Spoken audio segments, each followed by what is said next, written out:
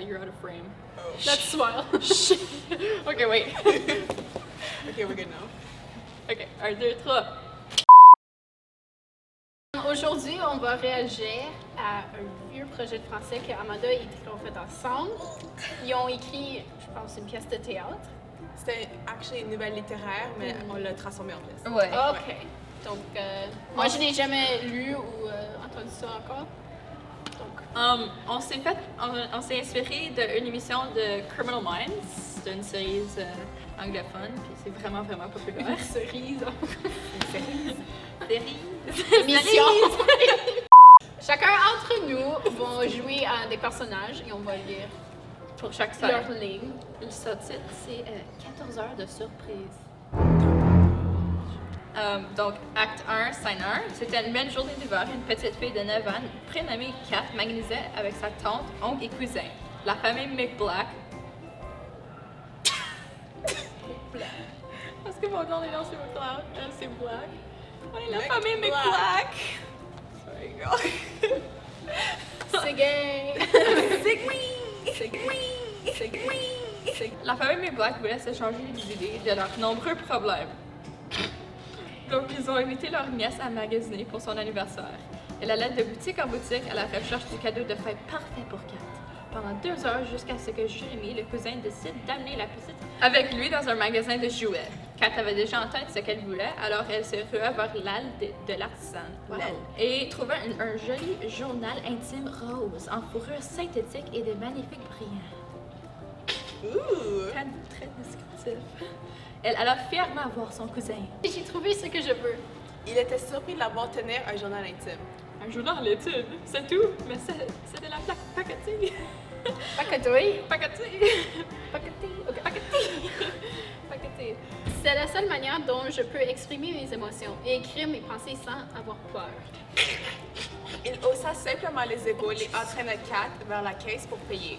Jérémy restait là à parler à la ravissante caissière pendant que Kat la suppliait de partir. Quelques minutes plus tard, Jérémy se rendit compte que sa jeune cousine était maintenant silencieuse et en se tournant de bord, il observa qu'elle n'était plus là.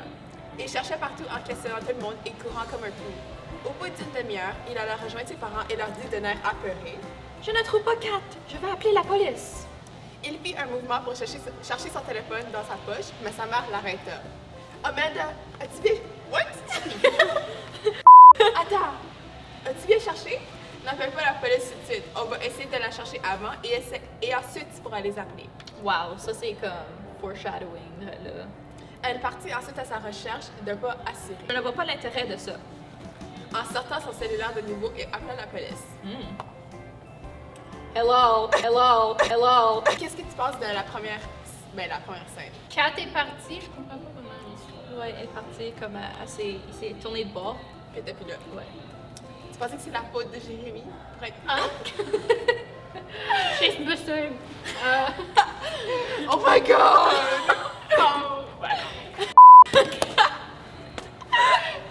Acte 1, scène 2. Oh, il y a Morgan puis Jack. Il y avait la panique au centre d'achat. L'établissement était en mode lockdown. Il y avait des policiers et plusieurs agents du FBI. Après plusieurs heures de recherche pour la petite fille, l'agent FBI Morgan décide de trouver plus d'indices en fouillant la chambre de Kat pour savoir qui aurait pu la kidnapper.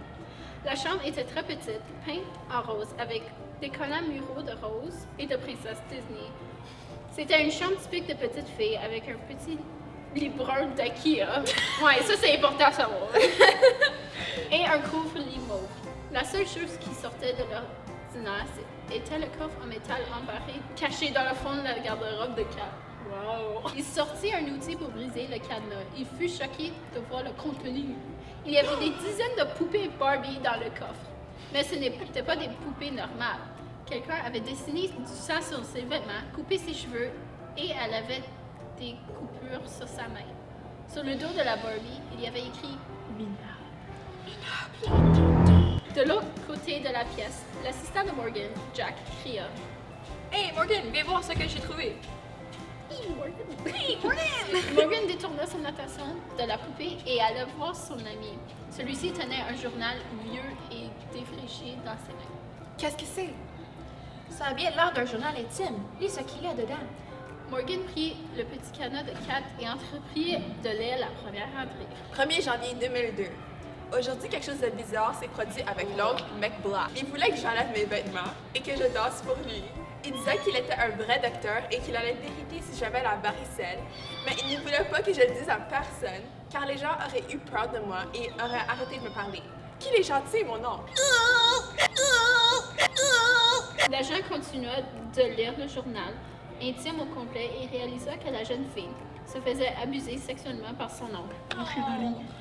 Il retourna au centre d'achat pour interroger son oncle. Pause.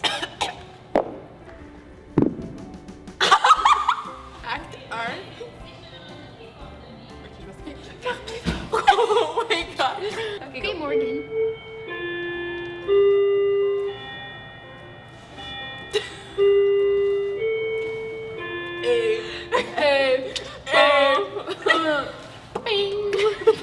Donc, on est de retour, là. On s'est fait interrompre par les petits cétémanies. Acte 1, scène 3. Alors, je connais ton petit secret. En tapant sur la table violemment. L'homme concerné devient blême et balbutiait. Quel secret? De quoi parlez-vous? Morgan lança la poupée. D'habitude, les petites filles de l'âge de 4 habillent leur poupée avec des robes et dessinent pas des blessures sur celle-ci. Au lieu de se prendre pour une princesse, Kat se prend sûrement pour de la vermine. La vermine. L'oncle de Kat haussa les épaules avec un air innocent. Et quel rapport ai-je de là-dedans? Morgan lança le journal sur le visage de l'oncle. Je sais tout. De la première agression. Encore!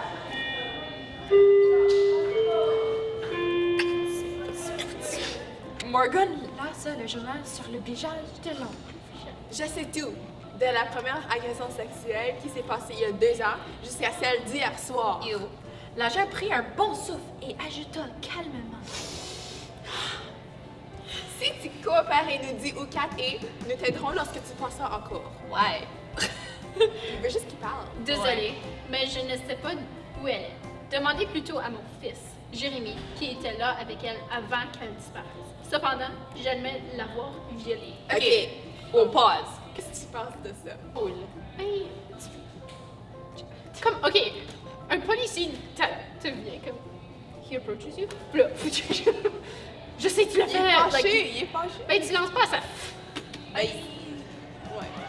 C'est ça qui est arrivé dans le réépisode. Ok, ben, je sais pas, là, c'est assez bon. C'était pas mal facile, comment il y a juste.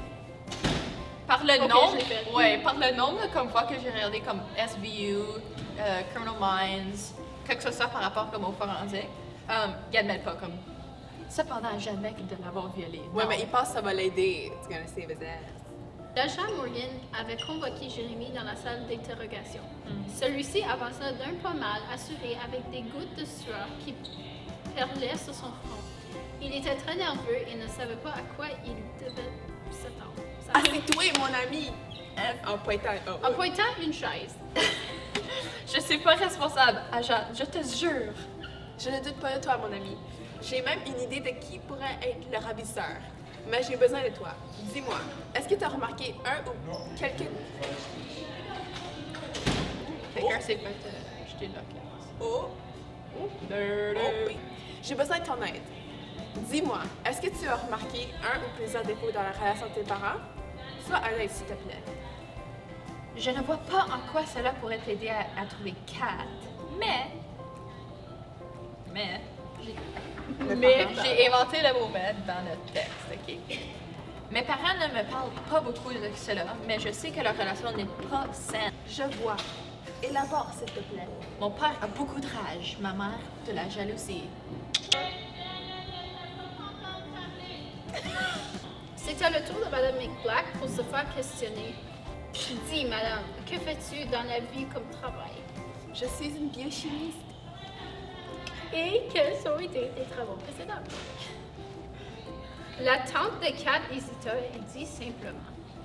Ben, j'ai déjà été gardienne d'enfants lorsque j'avais 19 ans.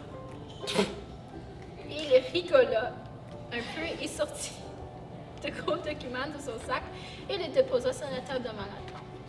C'est drôle que tu aies évité de m'enseigner que tu étais une concierge dans ce centre commercial pendant 3 ans. Le visage de Madame McBlack se crispa.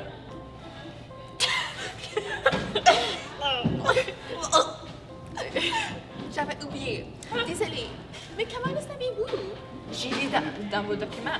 Maintenant, arrêtez de jouer les innocents et dis-moi, où qu'avez-vous fait de Kat? Et je sais que ton mari aimait sa compagnie et que vous avez toujours été très jalouse. Pourquoi on écrit ça en 10e? En Messed up, 10e! you're like 15. Oui! Guys! Que voulez-vous que je dise? Je suis vieille, elle est jeune. Il la préférait à moi. J'aime beaucoup mon mari et je voulais absolument le guérir de sa maladie. Je les ai surpris ensemble hier soir et la rage a rempli mon cœur. C'est là que j'ai concocté mon plan. Dis-moi ce que tu as vu hier soir. J'étais partie en ville avec mes amis pour célébrer mon anniversaire. J'étais fatiguée et je suis rentrée tard à la maison. J'ai entendu des bruits provenant d'en haut. Lorsque je suis montée, j'ai entendu des pleurs et des chuchotements dans ma chambre. Je me suis postée devant la porte qui était entrouverte et je voyais Kat pleurer, crier et résister. Morgan l'interrompit et posa une carte sur la table. Voici une carte détaillée du centre commercial.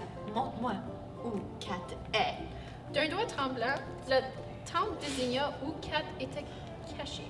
Morgan fit signe à Jack de menotter la femme et pendant qu'il partait d'un pas pressé, Madame McBlack hurla. Il fallait le faire, il fallait la tuer, il fallait l'embarrer, il le fallait.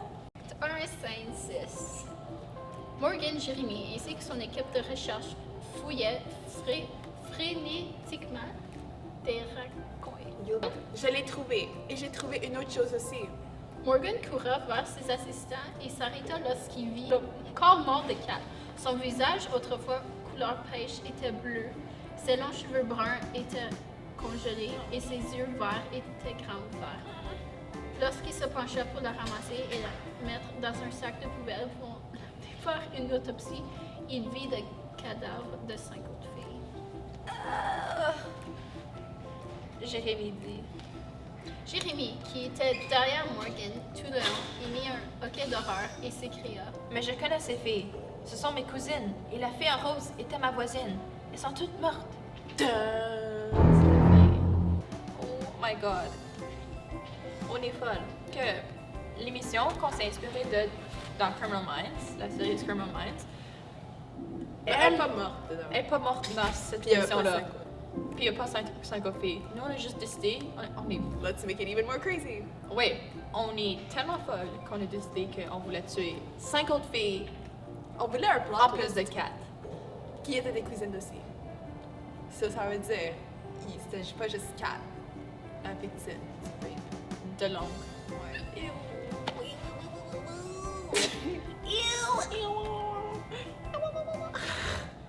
Vous avez bien aimé ça. Donnez un pouce. 2 pouces. 2 pouces. Donc, si on a 20 pouces, peut-être on va demander à du monde pour être Jérémy et la tante, l'oncle, Kat, puis on peut faire la On va avoir pièce. 20 pouces. Ouais, 20 pouces. Ok. Donc, merci d'avoir écouté la vidéo pour la 3e fois que je dis ça. Ouais. Et peace. On vous voit à la prochaine. Bye.